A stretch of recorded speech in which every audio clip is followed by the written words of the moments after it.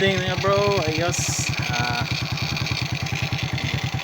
Napangitaan jud pagi mga bro. Pagkanindot tag minor eh. Aha. Parang konti. Yan. Na-install yun. Nara mo na yung stock niya nga tabon.